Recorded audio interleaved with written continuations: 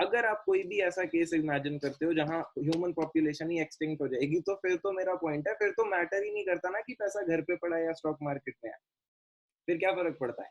आप इमेजिन क्या करोगे कि हाँ ह्यूमन रेस कंटिन्यू करेगी, उस केस में क्या हो सकता है कि इंसान एग्जिस्ट कर रहे हो और कंट्री गिर रही हो, ऐसा कैसे हो सकता है इंडिया के साथ? अगर आप कोई सिनेरियो इमेजिन कर सकते हो तो स्टॉक मार्केट आपके लिए नहीं बना, फिर आपको इस तरफ आना ही नहीं चाहिए।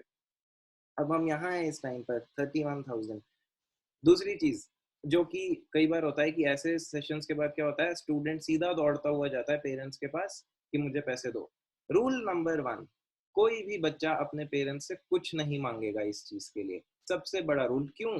क्योंकि इन्वेस्टर का मतलब क्या होता है, अब हम उस चीज पर आते हैं कि इन्वेस्टर का मतलब क्या होता है। ये तो हमने सीख लिया, इसमें इन्वेस्ट कैसे करना है वो लास्ट में डिस्कस करेंगे। देखो मैं आपको एक चीज बता देता हूँ वॉरेन बफे के बारे में, जो मैं आपसे पूछता हूँ, क्या आपको इनके लाइफस्टाइल के बारे में कुछ पता है? अब आपको लगता होगा कि ये बहुत अमीर है, इनकी बहुत बड़ी गाड़ी होगी, बहुत महंगा घर होगा, इनके लाइफस्टाइल के बारे में किसी को कुछ पता है कि ये कैसे जीते हैं? यस सर, वॉरेन बफे के पास एक छोटी सी गाड़ी है, कैडिलैक नाम है उसका, और एक छोटा सा घर है उसके पास। ठीक है। फोन, मतलब बिल्कुल काफी सिंपल लाइफ जीते हैं ये। फोन कौन सा है ये पता है किसी को? क्या? Phone, phone? फोन भी नॉर्मल ही होगा। फोन इनके पास अभी इस साल के स्टार्टिंग तक एक बहुत नॉर्मल फ्लिप फोन था। पहले फ्लिप फोन आते थे ना जिसको आप ऐसे फ्लिप करके बात करते थे, वो फोन था इनके पास। अभी इस साल की स्टार्टिंग में इन्होंने पहली बार आईफोन खरीदा है। अब क्वेश्चन ये आता है कि इतने पैसे का फिर फायदा क्या? अब मैं तुम्हें एक चीज एक्सप्लेन करता हूँ जिसे बोला जाता है हैप्पीनेस, खुशी। हैप्पीनेस एक सब्जेक्टिव चीज है, ठीक? आपको किसी और चीज से हैप्पीनेस मिलेगी, मुझे किसी और चीज से हैप्पीनेस मिलेगी। एक इन्वेस्टर को हैप्पीनेस कहाँ मिलती है ये तुम अभी शायद ना समझ पाओ, क्योंकि तुमने कभी इन्वेस्टमेंट की नहीं। मुझे एक चीज ये बताना, अगर ये पता है पैसा ग्रो क्यों कर रहा है? क्योंकि ये कॉन्स्टेंटली स्टॉक मार्केट में इन्वेस्टेड था, इन्होंने शेयर्स खरीदे और वो पैसा वहीं पड़ा रहा, उसे निकाला नहीं। क्योंकि अगर ये निकाल लेते तो ग्रोथ करना बंद कर जाता ना, वो ये वहां पड़ा रहा। तो अब तुम सोचोगे कि यार पैसा डाल दिया और पड़ा रहा और अब इतना पैसा है, तो इसका फायदा क्या है? फायदा ये होता है, एक इन्वेस्टर की खुशी ना सिर्फ अपने पैसे, अब शायद तुम्हें ये ना समझ में आए, मैं फिर से बोल रहा हूँ, चांसेस ये स्टूडेंट्स को बात नहीं समझ में आती। एक इन्वेस्टर को मजा आता है अपने पैसे को ग्रो करते हुए देखने में। एक टाइम के बाद देखो, खर्चा तो आपका एक नॉर्मल फोन से भी आपका काम हो जाएगा पूरा, और एक बहुत महंगा फोन हो उससे भी काम पूरा हो जाएगा।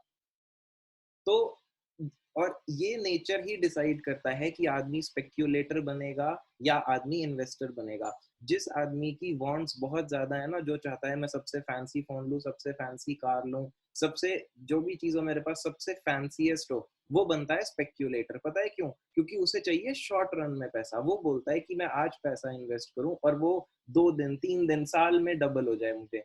ऐसी तो कोई स्कीम स्टॉक मार्केट में श्योरिटी है नहीं कि जहां पर ऐसे आपका पैसा डबल हो, फिर वो सट्टेबाजी है, फिर वो ऑब्वियसली स्पेक्यूलेशन है। पर वो आदमी जो बोलता है कि बस मेरा पैसा इन्वेस्टेड रहे और वो ग्रो करता रहे, मुझे यही देखने में खुशी मिलती है। ये बात शायद नहीं समझ आ रही होगी, पर एक बार आप इन्वेस्टमेंट में शुरू आ जाओगे ना, आपको, आप इन्वेस्टमेंट कर रहे हैं, मैं 5 साल के बाद बोलूंगा इस पैसे को विड्रॉ कर लो, तुम खुद बोलोगे कि क्या जरूरत है, हर साल तो बढ़ ही रहा है, बढ़ने दो इसको, क्या करना है निकाल करके। ये एक इन्वेस्टर की थिंकिंग होती है। तो अगर हमें इन्वेस्टर बनना है तो हमें खुद से सोचना है कि इन्वेस्टमेंट के लिए पैसा कहाँ से लाया जाए। अगर तुम पेरेंट्स से पैसे ले रहे हो तो तुम्हारा नेचर ही स्पेक्यूलेटर का बन जाता है। तुम बन ही सट्टेबाज जाते हो कि आज मैं इनसे पैसे लूं, यहाँ डाल दूंगा, उससे 2 साल में ये हो जाएगा। पर अगर इन्वेस्टर बनना है तो अपनी लाइफ से सोचो कि हम वो क्या चीजें हैं जो कट कर सकते हैं अपनी लाइफ से, वो क्या वेस्टफुल एक्सपेंडिचर है जो बेवजह का होता है। और ये एपिडेमिक, ये पैंडेमिक तो एक बहुत अच्छा एग्जाम्पल है जो हमें सिखा रहा है कि कितनी चीजें हम अननेसेसरी करते थे। पहले आप कहाँ कहाँ जाते थे, क्या क्या एक्सपेंसेस थे, आज के टाइम पे वो सब खत्म है ना, फिर भी सब कुछ ठीक चल रहा है। वो एक्सपेंसेस कट करके अगर उस पैसे को इन्वेस्ट किया जाए तो वो कितनी रिटर्न देगा। अभी हम उस पार्ट पे आएंगे जो बेस्ट पार्ट है। पहले एक फिर से हैंड अप है बड़े सारे, बोलो हेमंत, बोलो। सर, ये जो आपने बताया ये तो पूरी इकोनॉमी की बात हुई। अगर एक बंदा एक स्पेसिफिक कंपनी में इन्वेस्ट करना चाहता है तो वो उस कंपनी में क्या दिखेगा? उसके एसेट कॉलम दिखेगा या प्रॉफिट लॉस? वो ऐसी चीज नहीं है संयम जो कि 15 मिनट में बताई जाए, वो सीखने में महीने लग जाते हैं। वो ऐसी कोई चीज नहीं है जो मैं आपको बता दूंगा और आपको समझ आ जाएगा, ऐसा कुछ भी नहीं है उसमें। उसमें बहुत सी चीजें देखी जाती हैं। फिर से अर्पण, अरे यार क्या, अर्पण कहाँ गया? हाँ जी अर्पण, बोलो अर्पण, अनम्यूट किया हाँ मैंने जी तो। सर। हाँ याद आ गया समय को सर। देखो हम लोग ऐसे हमें बैंक अकाउंट चाहिए ना अगर हमें उसके लिए इन्वेस्ट करना है तो। अभी तुम 18, मैं आपसे बात ही वो कर रहा हूँ ये मानते हुए कि आप 18 हो। आप 18 नहीं हो तो आपका जो भी इन्वेस्टमेंट होगी ना वो आपके पेरेंट्स के नाम पे होगी। तो मैं तब बात करेंगे, आप ये सब तब शुरू कर लेंगे जब आप 18 है, कोई प्रॉब्लम नहीं है। आप वैसे भी तो कैश इन्वेस्टमेंट हो सकती है? कैश इन्वेस्टमेंट आप खरीदोगे ऑनलाइन, बैंक अकाउंट के थ्रू ही खरीद सकते हो। ऐसा नहीं कि कहीं जाके कैश दोगे आप, ऐसा नहीं हो सकता। बोलो हेमंत। चलो अभी हम जाएंगे इस चीज पे कि कितने पैसे से कितना फर्क पड़ेगा। अब जब मैं तुम्हें बोल रहा हूँ कि छोटे छोटे एक्सपेंसेस बचाओ, तो तुम्हें तो कितने छोटे एक्सपेंस बचाने हैं, हमें कितने छोटे एक्सपेंसेस आके फायदा होगा। तो हम ना एक एक्सेल पर आते हैं अभी के लिए। चलो मैं ये मान लेता हूँ कि आपने 100, अब मैं आपको ये बता देता हूँ कि इंडेक्स फंड पे एक साल एवरेज कितना मिलता है। देखो अभी देखोगे ना तो कम दिखेगा, क्यों? क्योंकि अभी कोरोना मार्केट की वजह से डाउनफॉल आया है। आपको चेक करना होगा बिल्कुल कोरोना मार्केट की से पहले पहले। तो ये इस पे ऑन एन एवरेज 10 से 15% रिटर्न मिलता है। हम मानेंगे इस क्लास में 13%। हर साल 13% पैसा मल्टीप्लाई होता है। और एक और चीज याद रखना, स्टॉक मार्केट में जो रिटर्न होता है ना वो कंपाउंडेड इंटरेस्ट होता है, वो इंटरेस्ट कंपाउंड होता है। और कंपाउंड इंटरेस्ट के बारे में बोला गया है it is the 8th wonder of the world. अब मैं बताता हूँ क्यों। पहले हम समझ लेते हैं कि सिंपल और कंपाउंड में फर्क क्या हो सकता है, कईयों को याद ना हो। मैंने 1000 रुपीज इन्वेस्ट करे, यहाँ मैं लिखता हूँ 1000, और मैं बोलता हूँ कि इस पर मिलता है मुझे सिंपल इंटरेस्ट। सिंपल इंटरेस्ट क्या होता है कि दिस प्लस इस पे 13% मतलब 130 रुपीज। ठीक है, इसका यही मतलब होता है। इस पर मेरे को अगर 10%, इस पे अगर मुझे 13% मिल रहा है तो इसी को नीचे ड्रैग करते जाते हैं। तो ये कंपाउंड, ये चलो अभी सिंपल करने के लिए ना कैलकुलेशन हम बोलते हैं कि 10% इंटरेस्ट है ताकि प्रॉब्लम ना हो। तो ये हो जाएगा कितना, 1100। इस पर फॉर्मूला लगा देते हैं, दिस प्लस 100। हर साल 100 रुपीज कमाते हो आप, 10% इंटरेस्ट है। तो ऐसे चलेगा ये, हर साल 100 100 100 होता रहेगा सिंपल इंटरेस्ट में। अब आ जाते हैं कंपाउंड पे। कंपाउंड में क्या होगा कि आपने पहले साल 1000 इन्वेस्ट किए, अगले साल ये कितने हो जाएंगे, 10% इंटरेस्ट मिला तो इंटू 1.1, सेम इसके जैसे ही। पहले साल में तो सेम रहेगा क्योंकि इंटरेस्ट हमें 10% ही मिला है। इसके बाद क्या होगा, इसके बाद होगा यही कंपाउंडिंग चलती रहेगी और हम पहुंच जाएंगे यहाँ। अब देखो सिंपल इंटरेस्ट से 12 ईयर्स के बाद, 11 ईयर्स के बाद मैंने कितने पैसे कमाए, 1000 से बना लिए मैंने 2100। और कंपाउंड इंटरेस्ट से कितने बनाए, 2800। अगर मैं इसे और नीचे ड्रैग करूँ ना तो ये डिफरेंस बहुत ज्यादा आ जाएगा। यहाँ पर 3000 आया, और सेम अगर कंपाउंडिंग चल रही है तो यहाँ कितना आ जाएगा, वो डबल से भी ज्यादा, 6727 इतना बड़ा डिफरेंस आता है। तो इसीलिए बोला जाता है कि compound interest is the 8th wonder of the world. ये चीज कईयों को समझ में नहीं आती कि मेरे 100 रुपए बचाने से या 500 रुपए बचाने से क्या फर्क पड़ जाएगा। मैं आपको दिखा देता हूँ कि आज जो आपके 100 रुपए हैं वो 20-30 साल के बाद कितना फर्क लाएंगे। तो मैं ऐसा कर लेता हूँ कि इस साइड में 1 2 3 लिख देता हूँ आपको।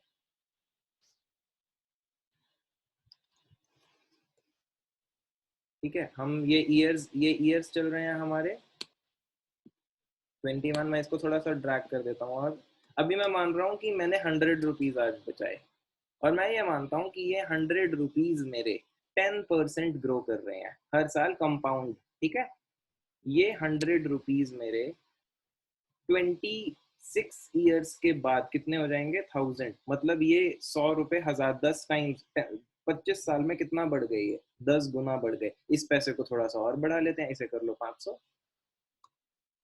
500 कितने हो गए, 5,417 रुपीज। तो आज अगर आप 500 रुपए बचा लेते हो तो 25 साल के बाद वो कितने हो जाएंगे? इतने। और यही रीजन है कि वॉरेन बफेट जी कोई भी बेकार का एक्सपेंस नहीं करते, क्योंकि उन्हें पता है कि एक एक रुपया, 100 रुपी की क्या वैल्यू है फ्यूचर में।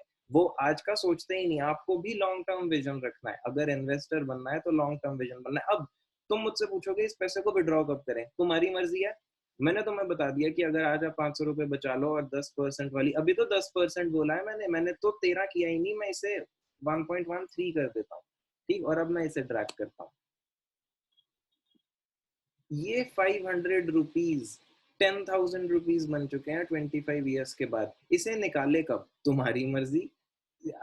आपको लगता है 10 साल के बाद ये 500 का 4 टाइम्स हो गया ऑलमोस्ट, यहाँ निकालना ठीक है, यहाँ निकाल लो। आपको लगता है यहाँ, और मैं आपको बता रहा हूँ एक बार आप इन्वेस्टर बन जाओगे आप पैसे निकालोगे ही नहीं, क्योंकि आपकी वेल्थ हर साल ग्रो कर रही है। यहाँ पर कितनी थी, उससे नीचे देखो कितनी है, आप इसे रखोगे हमेशा। हर इन्वेस्टर, ये चीज समझनी मुझे पता है मुश्किल है, स्टार्टिंग में मुझे भी ऐसा ही लगा था कि क्या फायदा, बुढ़ापे में पैसे आएंगे लाखों करोड़ों, क्योंकि हम ऑब्वियसली अभी 500 क्योंकि स्टूडेंट्स हैं, शायद इतना इतना कहीं कहीं से सेव कर लें, जैसे जॉब होगी तो हम थाउजेंड्स में इन्वेस्टमेंट करेंगे, थाउजेंड्स तो करोड़ बन जाते हैं फ्यूचर में जाकर के। तो यही डाउट आता था कि यार इतना लेट जा करके क्या करना है।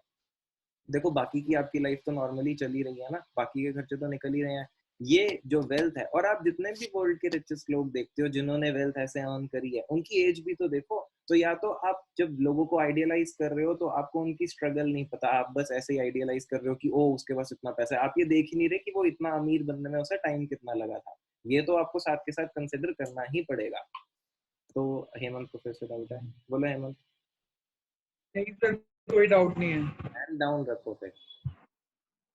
तो चलो अभी हम क्या करते, अभी हम ये मानते हैं कि हम हैं स्टूडेंट्स, जो कि हम हैं ही, मानना क्या है, और हम कितना सेव कर सकते हैं पर मंथ। अब ये तुम मुझे बताओ, पर मंथ चैट में लिखना, पर मंथ मैं क्या लूं, कि पर मंथ हम क्या 200 रुपीज, इतना 200 ले लेते हैं, चलो 200 पर मंथ, ठीक। और हम कितने टाइम के लिए इन्वेस्टमेंट कर रहे हैं, अब मैं मान लेता हूँ 18 से 5 साल आपको और लगेंगे, तो 5 साल मतलब 60 मंथ्स, 5 इंटू 12, 60 मंथ्स हो गए, और 13% हर साल की रिटर्न है। अब देखते हैं 5 साल के बाद, अब टोटल इन्वेस्टमेंट कितनी हुई। मेरी टोटल इन्वेस्टमेंट हुई 200, हर महीने दे रहा हूँ ना 200, 60 महीने के लिए।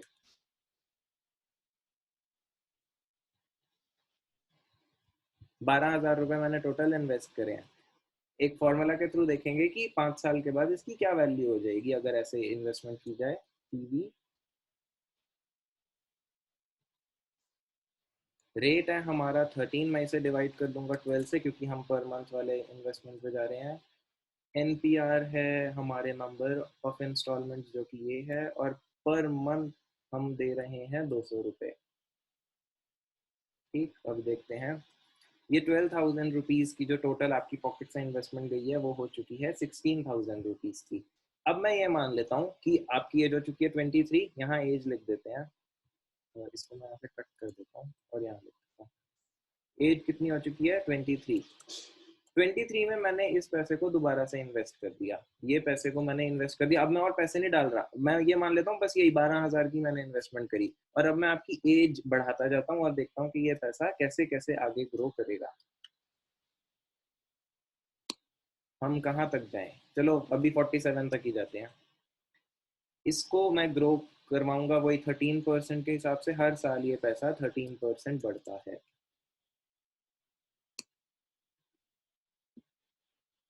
यहाँ 47 तक आते आते ये कितना हो गया, 3,15,000।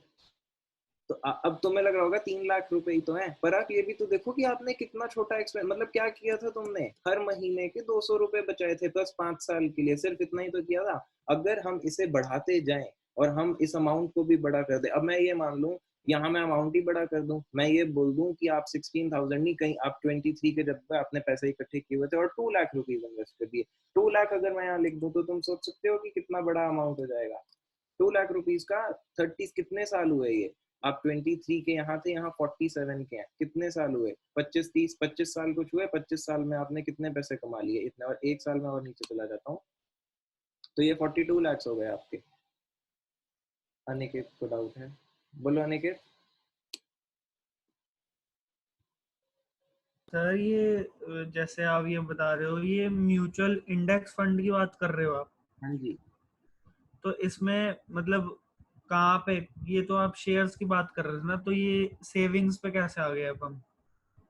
आप पैसे तो ऐसे सेविंग्स से ही तो इंडेक्स फंड में पैसा इन्वेस्ट करोगे ना। मैं बोल रहा हूँ आपने ये पैसे सेव करे और म्यूचुअल फंड में इन्वेस्ट करते रहे, मैं ये बात कर रहा हूँ इस टाइम पर। अच्छा, म्यूचुअल फंड में इन्वेस्ट करते रहे। हाँ, ठीक है सर। मैं बोल रहा हूँ कि आपने 200 रुपीज, ये वाला तो एग्जांपल दूसरा था। अब मैं बोल रहा हूँ कि कहीं से 200 रुपए आपने बचाए, जो कि खैर स्टूडेंट्स के लिए पॉसिबल नहीं है, पर ये बस एक एग्जांपल था। अर्चित, बोलो अर्चित। ये टेन्योर क्या होता है? टेन्योर मतलब कितने महीने की इन्वेस्टमेंट करी आपने? 60 महीने की इन्वेस्टमेंट करी। अब देखो, मजा तब आता है जब बच्चे करोड़ के बिना ना मानते नहीं है बात। तो मैं ना इसको नीचे ड्रैग करता हूँ। मैं ये देखता हूँ कि जब तक हम 60 के होंगे तब तक कितना पैसा होगा हमारे पास।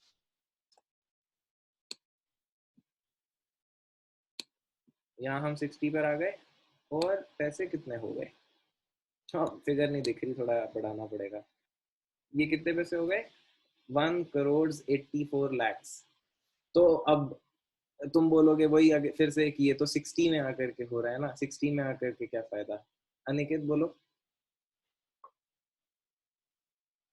हैंड अप है अनिकेत, अगर डाउट नहीं है तो हैंड अप।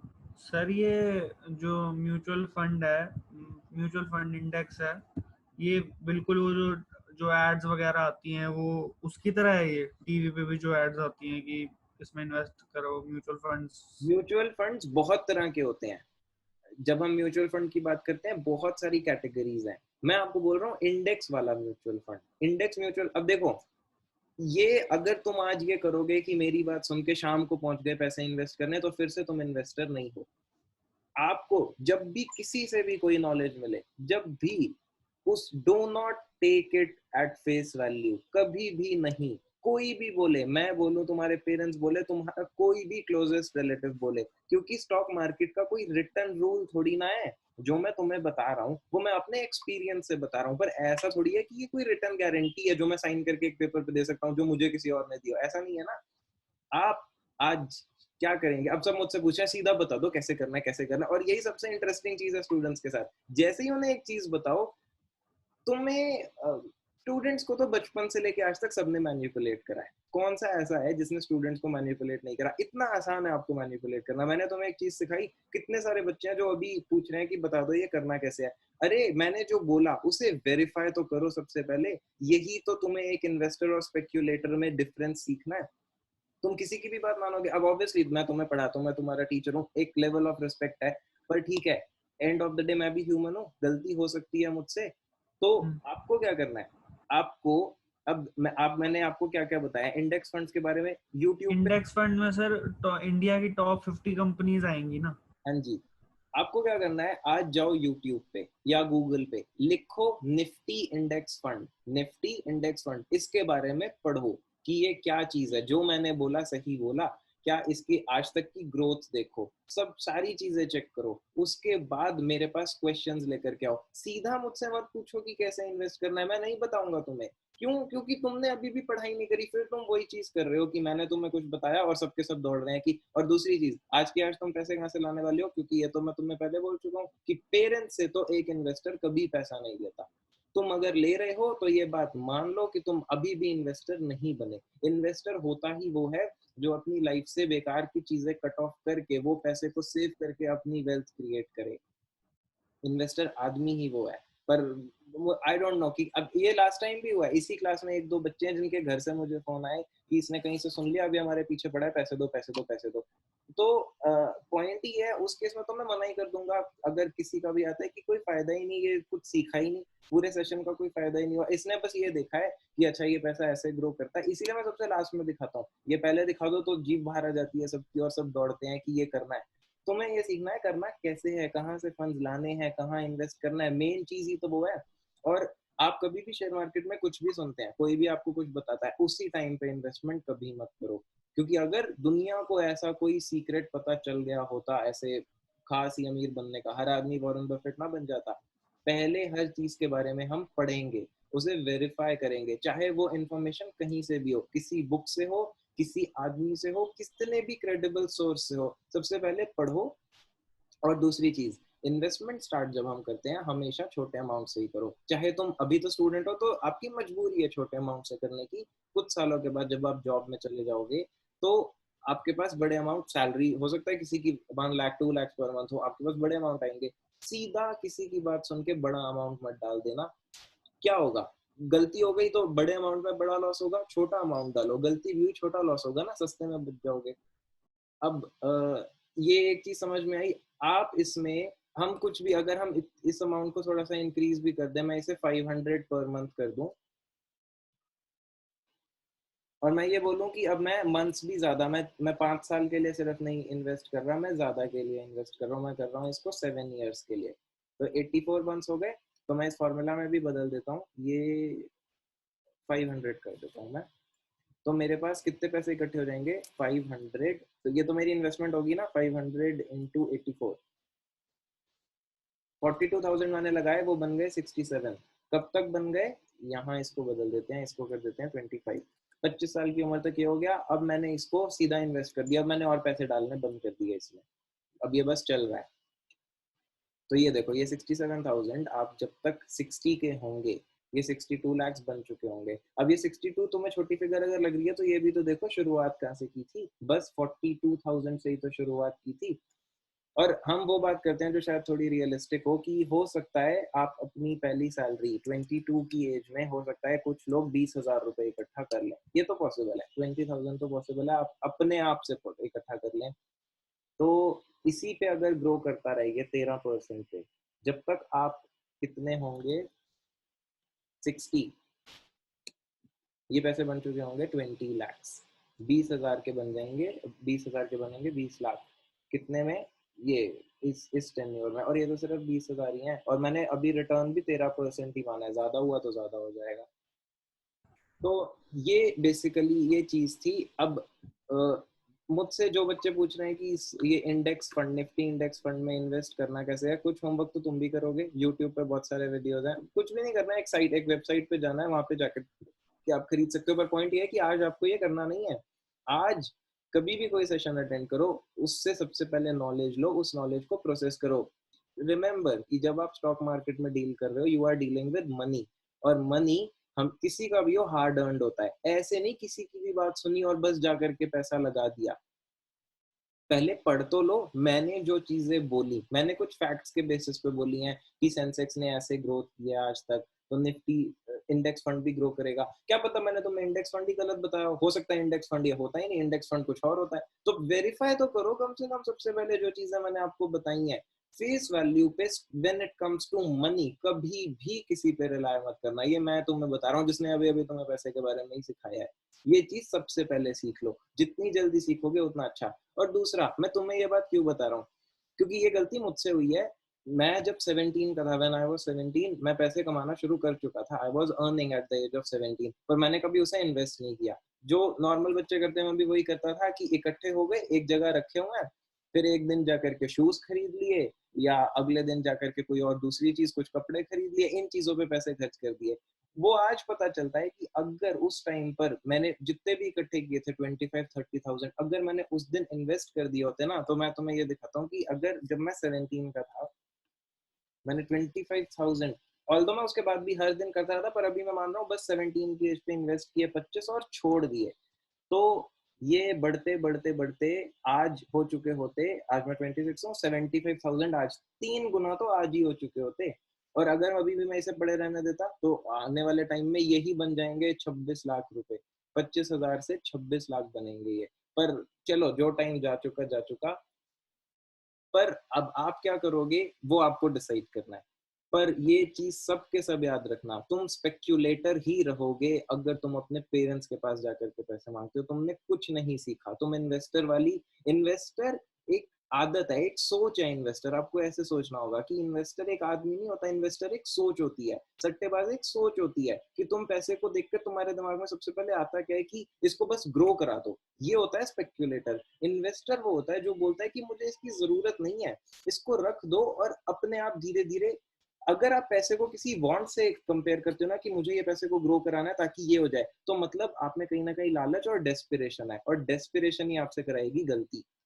अगर आपकी सोच ये है ना कि ये पैसा है, मुझे इसकी जरूरत नहीं है, तो रख दो, कहीं ग्रो करता रहेगा, तो जाके वो ग्रो करेगा। क्योंकि तुम अगर ये सोचोगे इसके लिए चाहिए उसके लिए चाहिए, तो तुम तो विड्रॉ भी कर लोगे और छोटी स्कीम्स में बड़ी रिटर्न के लिए गलती कर दोगे। Higher the risk, higher the reward, higher the risk, ये चीज आपको हमेशा याद रखनी है। बोलो अर्चित।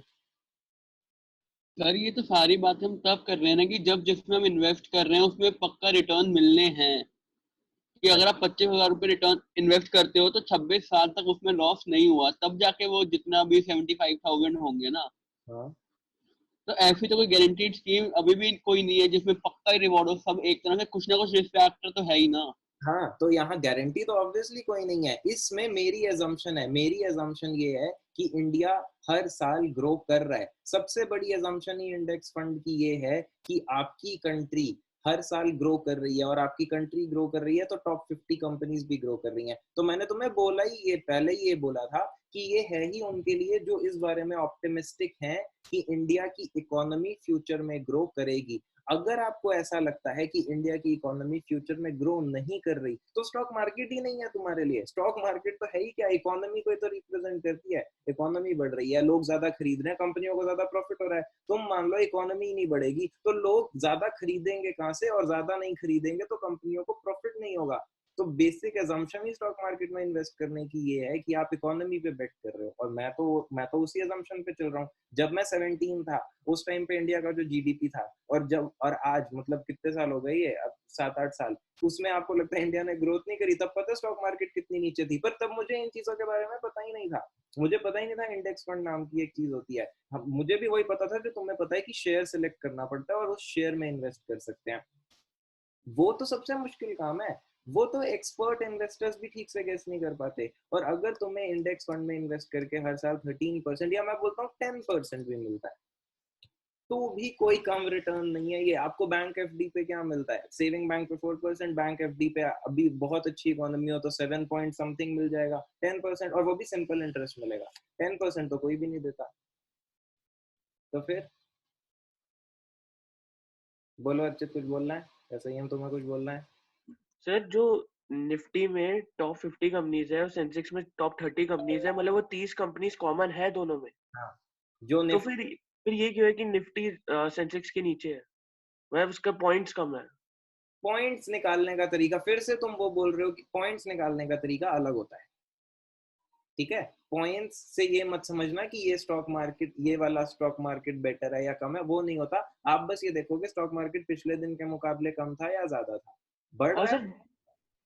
और बॉम्बे स्टॉक एक्सचेंज और एनएससी, मतलब एनएससी ऑल ओवर नेशन है और बीएसई सिर्फ बॉम्बे का है, या वो भी ऑल ओवर नेशन तो है? सिर्फ नाम है, ऐसा कुछ नहीं है, वो बस उस स्टॉक मार्केट के नाम है।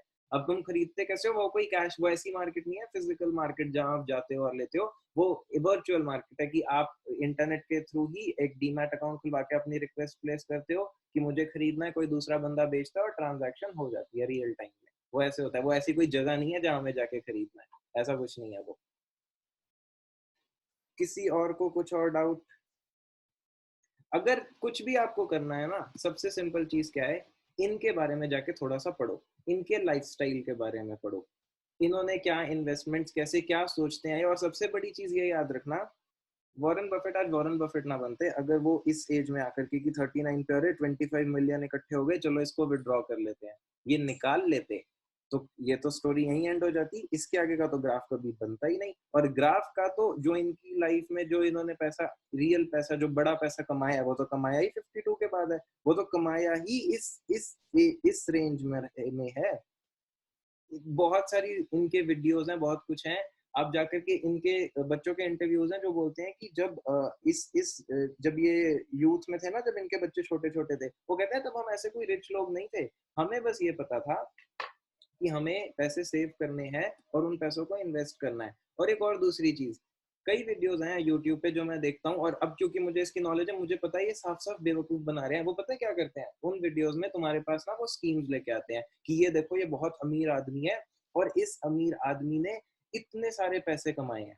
वो अमीर आदमी दिखाने के लिए क्या करेंगे, एक बंदा बिठाया होगा गोल्ड चेन्स के साथ, वॉचेस के साथ। वो साफ पता चलता है वो एक स्कैम है, क्योंकि कोई भी अमीर आदमी, कोई भी इन्वेस्टर, स्पेसिफिकली इन्वेस्टर, ये चीज कभी नहीं करेगा। कोई इन्वेस्टर बेफालतू की एक्सपेंसिव वॉच नहीं खरीदेगा, कोई भी इन्वेस्टर बेफालतू की वो चीजें नहीं खरीदेगा। अब तुम बोलो कि हर इंसान वॉरेन बफेट बन जाए, इम्पॉसिबल है। मैं तुम्हें बोलूँ कि अच्छे फोन, आईफोन्स, वो तो आईफोन तो मैंने भी खरीदा है, तो इतनी डिमांड तो हम रिड्यूस नहीं कर सकते। पर हम क्या कर सकते हैं, वो चीजें जो बिल्कुल ही वेस्टफुल हैं, जो हम सिर्फ इसलिए करते हैं दूसरों को दिखाने के लिए, वो रिड्यूस करें हम। सेम वॉरेन बफेट वाला मॉडल रेप्लिकेट करना इज नेक्स्ट टू इम्पॉसिबल। तुम कर पाओ तो बहुत अच्छी बात है, माय बेस्ट विशेस, पर I don't think it is possible कि इतना अमीर आदमी इतने फ्रूगल तरीकों से जिए कि जो घर उन्होंने 1958 में खरीदा था वो घर तक नहीं बदला उन्होंने, आज तक वो 1958 के घर में रहते हैं, छोटी सी कार चलाते हैं बिना ड्राइवर के, खुद ड्राइव करते हैं। तो इतने, अब आई डोंट थिंक कि दिस इज पॉसिबल कि कोई और ये चीज कर ले। बोलो अर्पण। सर डीमन अकाउंट कैसे बनाते हैं? अर्पण ये किसी और दिन। डीमैट अकाउंट क्या है, एक इंटरनेट पे जाओ, सिलेक्ट करो किससे खरीदना है और खरीद लो। पर ये सब बातें तो बाद की हैं कि ये करना कैसे है, वो करना कैसे है। फिर से बोल रहा हूँ, पहला पॉइंट क्या है जो आज डिस्कशन हुई है, आप उसे वेरीफाई तो करो, जा करके अपना कुछ स्टडी, अपनी कुछ एनालिसिस तो करो। क्योंकि इन्वेस्टर वो नहीं होता जो किसी और की बात सुन करके इन्वेस्ट कर दे। फिर तुम स्पेक्यूलेटर हो, सट्टेबाज हो, तुम मेरी बात पे रिलाय कर रहे हो। तो जितनी छोटी एज से ये आदत डल जाएगी उतने ही आप खुश रहेंगे। और एंड ऑफ द डे अगर कुछ लॉस होता भी है, तुम यही बोलोगे ना कि चलो मेरी ही गलती है, मैंने पढ़ाई की, सब कुछ किया, ये तो ये हुआ। किसी और की बात सुन के करोगे, वो रिग्रेट सोचो कितना होता है कि यार बेवजह सुन करके पैसे इन्वेस्ट कर दिए। और मैं तो तुम्हें बोल ही रहा हूँ कि इंडेक्स फंड ऐसी कोई चीज है नहीं कि आप आज इन्वेस्ट करोगे और 2 साल के बाद फिर देखोगे कि ओहो अब तो बहुत ग्रोथ हो गई होगी। लॉन्ग रन की चीजें हैं, investment is always long run. Investment, speculation is short run. जो लोग 1 2 3 साल की बात करते हैं वो सब स्पेक्यूलेशन है। और इन्वेस्टमेंट की बात जब हम करते हैं तो हम बोलते हैं कि हाँ इंडिया आज से 20 साल के बाद बहुत आगे होगा, और मैं उस चीज पर बेट कर रहा हूँ। और दूसरी चीज जो कि इंडिया में बहुत बड़ी प्रॉब्लम है, जहां बोला स्टॉक मार्केट, बहुत सारे लोग आ जाएंगे कि ये तो गलत लाइन में घुस गया, ये तो अब ये पैसे गवाएगा। क्योंकि हमारे यहाँ होता भी ऐसा ही आया है, क्योंकि वो सब के सब स्पेक्यूलेटर्स रहे हैं, सब के सब। मेरी ये हर फैमिली में होता है। मैंने भी जब स्टार्ट किया था मुझे भी यही बोला गया था कि क्योंकि फैमिली में, हर फैमिली में एग्जांपल होंगे, ये हर फैमिली में आपको मिल जाएगा कोई जिसने बहुत बड़ा लॉस खाया हुआ। मेरी फैमिली में भी रहे हैं कुछ ऐसे। तो जब भी स्टार्ट करो तो ये तो कि अरे उनका हो गया था और तू तो बच्चा है, तुझे क्या आता है। तो पॉइंट यही है, इसीलिए मैंने बोला कि आप अपनी सेविंग्स जो तुम्हें पॉकेट मनी मिलती है, अब ये नहीं कि पॉकेट मनी बढ़ा दो, फिर वही चीज अगर तुम करोगे तो सेशन फ्यूटाइल था, बिल्कुल यूजलेस था, कुछ नहीं सीखा तुमने। बोलो अर्चित। सर एक बार फिर से उसका वो नाम बता दो, इकोनॉमी में लगाने का, किस चीज में लगाना होता है? Index mutual fund. ये आज आप गूगल पे जाओ, यूट्यूब पे जाओ, इसके बारे में पढ़ो कि ये क्या होता है।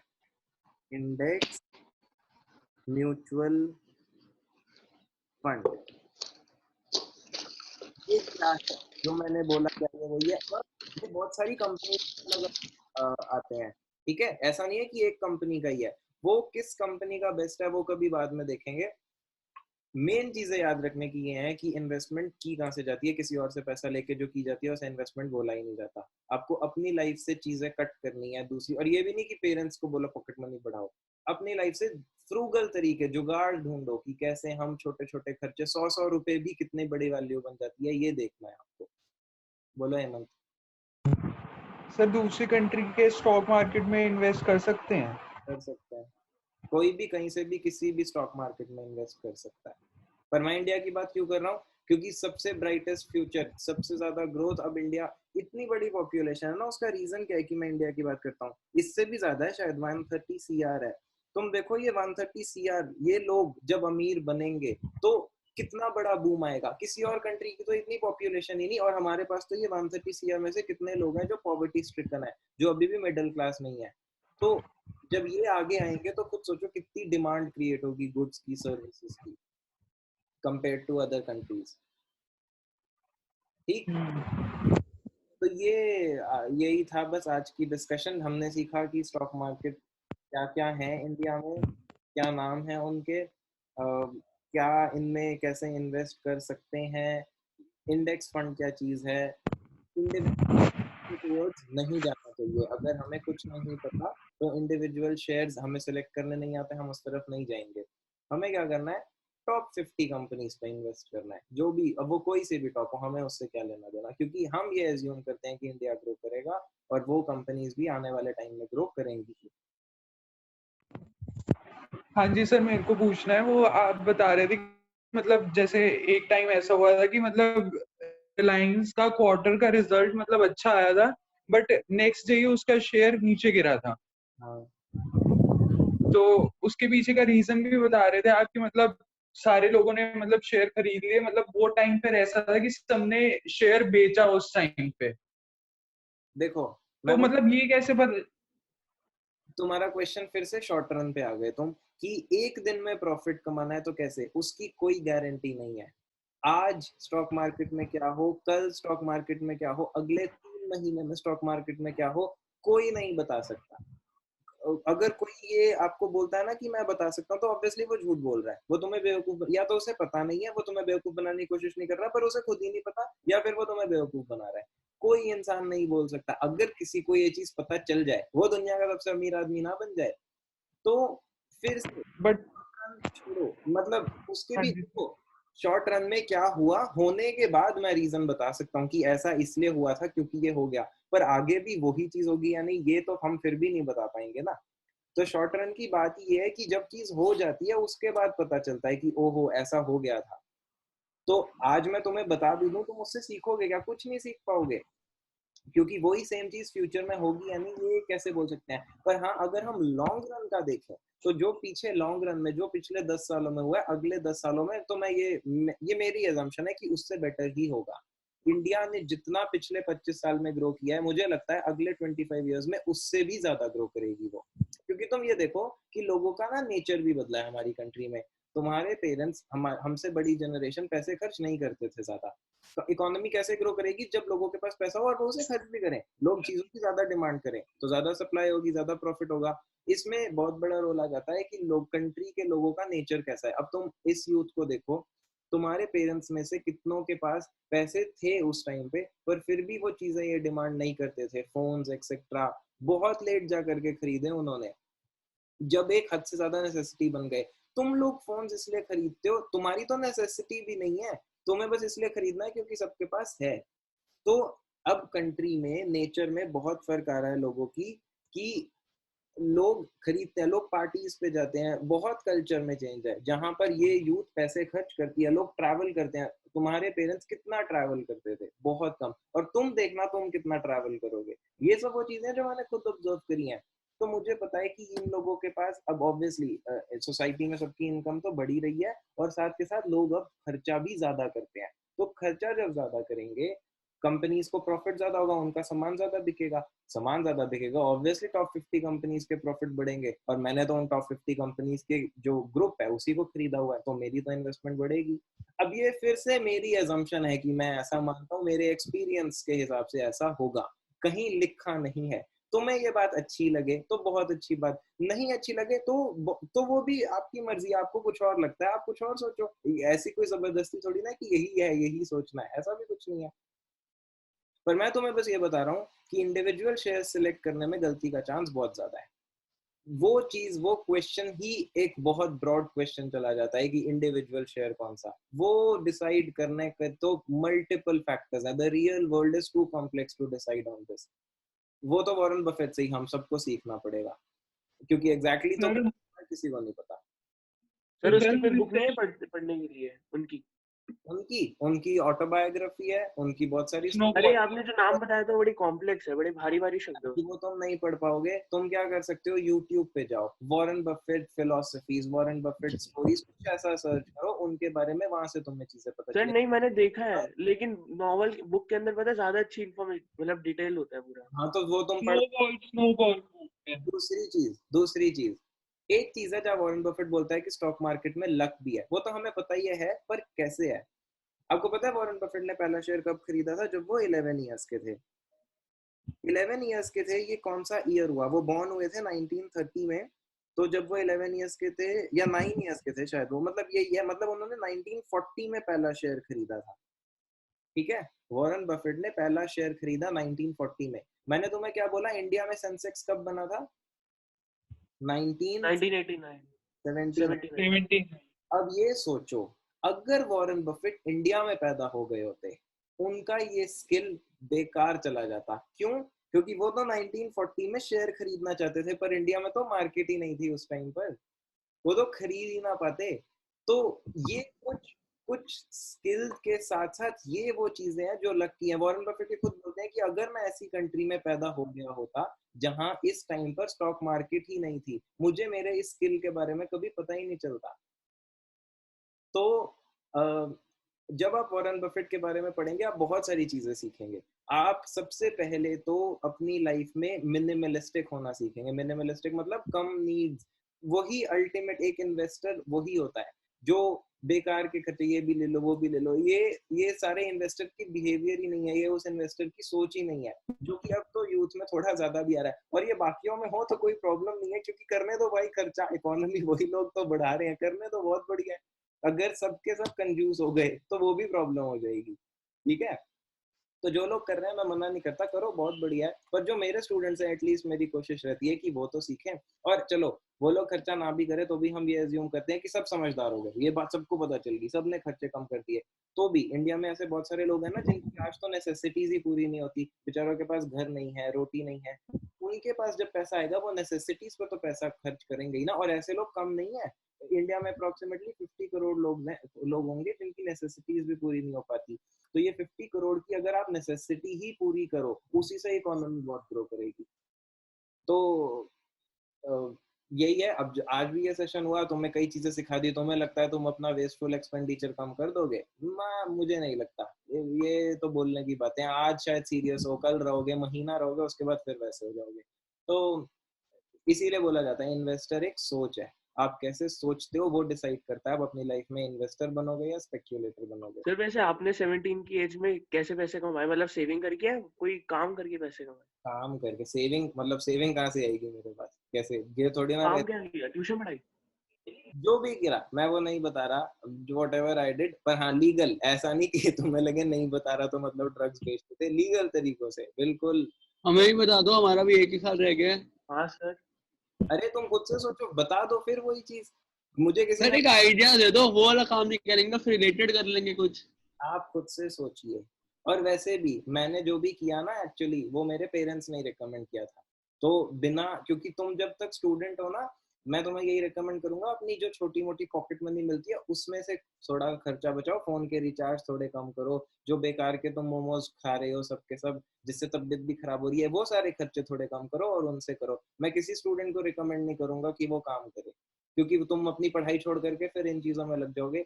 ये चीज याद रखो कि अगर तुम्हें लॉन्ग रन में इन्वेस्टर बनना भी है तो भी तुम्हें पहले अपनी एजुकेशन ठीक से कंप्लीट करनी पड़ेगी, क्योंकि अगर पैसे ही नहीं कमाओगे तो भाई इन्वेस्ट कहाँ से करोगे? इन्वेस्टमेंट तो तब होगी ना जब पैसा आएगा। आ ही नहीं रहा तो डालोगे कहाँ से? म्यूचुअल फंड्स में। तो सबसे जरूरी हो जाता है पहले अपनी एजुकेशन अच्छे से कंप्लीट करना, और साथ के साथ छोटी छोटी चीजों में पैसे खर्च करके वो इन्वेस्ट करना। जाए सर। हाँ, बहुत ज्ञान हो गया आज के लिए, हजम भी नहीं होगा। ठीक है, ओके सर, थैंक यू। चलो bye thank you sir. Bye bye. Thank you sir.